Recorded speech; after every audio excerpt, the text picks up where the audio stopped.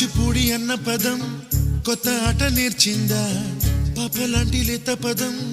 పాఠశాలగా కూనలమ్మ జానపదం పల్లె దాటి వచ్చిందా చవళిల జానతనం పాట చూపగా